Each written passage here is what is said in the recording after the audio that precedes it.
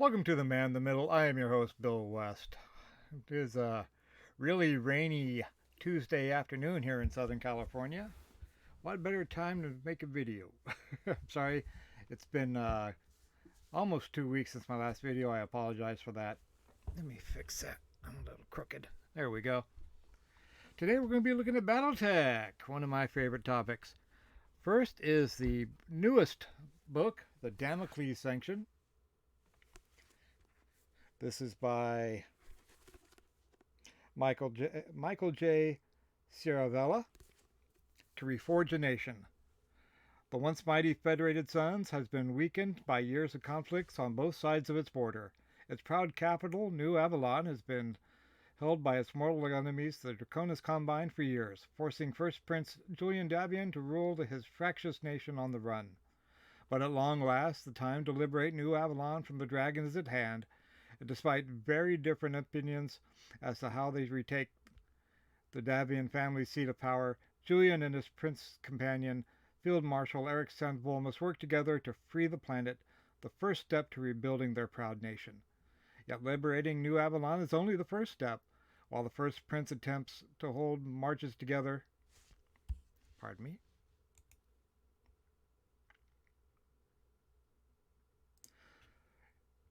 While the first prince attempts to hold the marches together and the prince's champion battles the Draconis Combine forces on nearby worlds, new threats lurk around every corner, facing dangers both at home and abroad. Both men must fight to preserve the Davian throne while ensuring their own rivalry doesn't spark a brand new conflict, one that could tear the Federated Suns apart all over again. This is more a political book than it is a combat book. This is a book that I think I would rather have seen written by Pardo, Stackpole. I mean, it's a good book, don't get me wrong. But there's not what combat in there. There's very little. Like I said, it's mostly political. And what big battle scenes are there are off camera, leaving it mainly between Eric and Julian, which isn't bad. I just wish that there was more of the Rock'em Sock'em robots.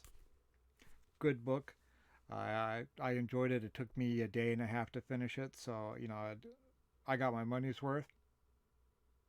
I actually read it on Kindle while I was waiting for this to come in. So,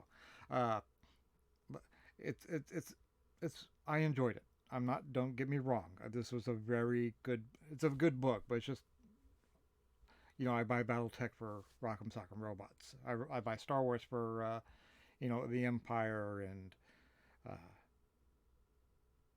it just it stands out as good but not great. Like I said, I would have liked to seen Pardo, Stackpole, get into the combat. I mean, maybe it'd have been a trilogy under one of their heads. But that being said, it's a good entry. I have read worse. So okay. Also coming in, or not coming in, but today, looking at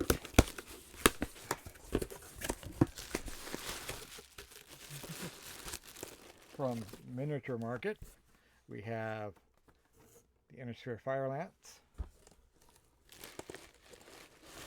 and the Dark Age brand new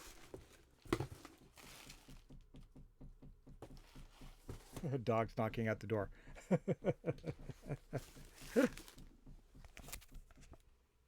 The Dark Age Technical Readout. This is brand new. If you haven't seen it, $39.95. I got it for less than that at Miniature Market. I think it was $30.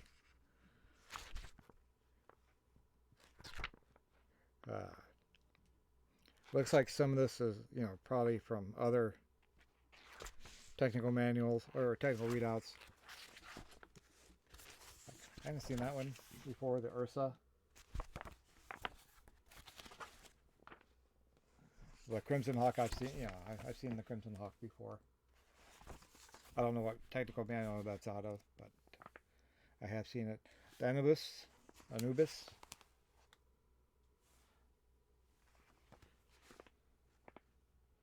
Pack Hunter 2.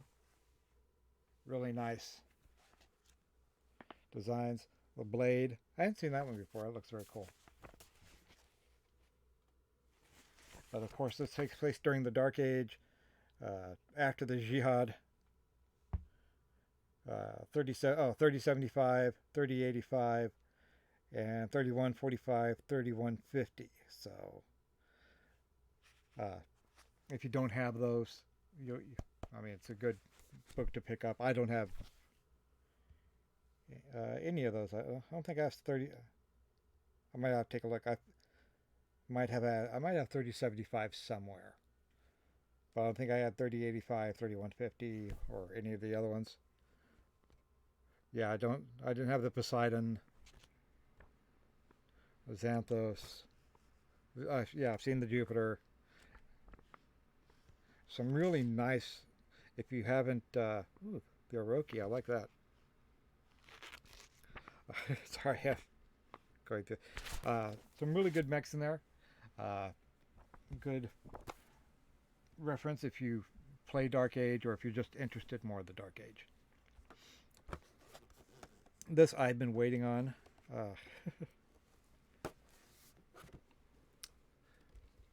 Once again, I thought I had a pair of scissors in here. Or a knife. You would think I'd have a knife in here. Okay. This has my favorite mech in it. The Stalker. So we're going to take a look, see what we have. Okay, we have an awesome. No, sorry, that's a Zeus. Sorry.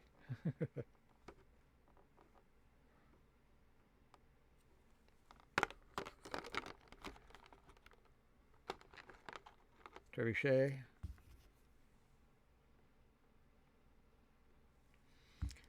I like this. These are the mechs I tend to play the most.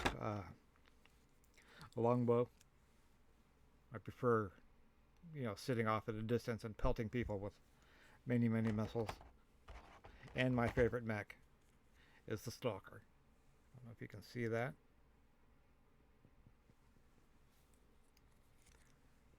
Love me a Stalker. That's what I play mainly in MechWarrior Online. Have 50 LRM tubes, 4 medium lasers. Although it's been a year or two since I played MechWarrior Online, so I've been playing ever since Battletech came out. I play Battletech, Rogue Tech, Commander's Edition.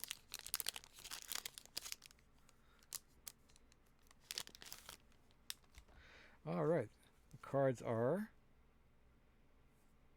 Priska Gardner and Ruben Sarian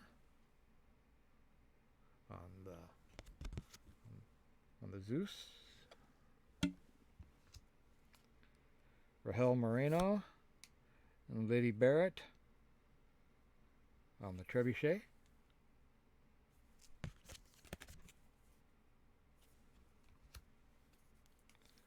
Adriana Gallo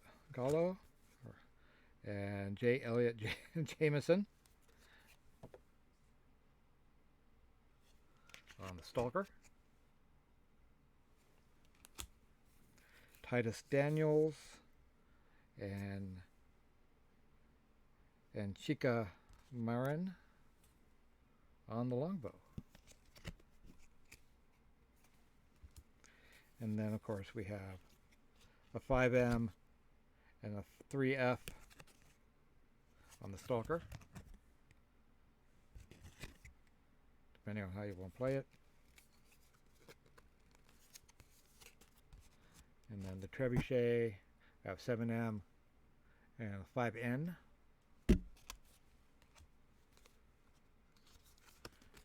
Then we have 6S and 9S on the Zeus.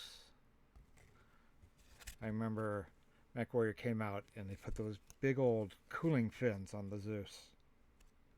and the OW and the 7V on the longbow. Like I said, the last two items I picked up from Miniature Market, about a week to get here. It was, I think I ordered just before the first year. Or actually just after the first year. Between them, Amazon, and Ares Miniatures, you know, can't go wrong. Looking for the new Kellhound set coming out soon.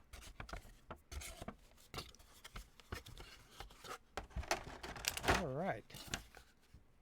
So, this has been my Battletech for the second week in January 2023. Hope you enjoyed it. If you did, please give me that thumbs up. Drop a comment down below. Subscribe to the channel if you haven't already. Every couple days I try to talk about something cool, and you know, Battletech is always cool to me. So, you guys take care, and I will talk to you again soon.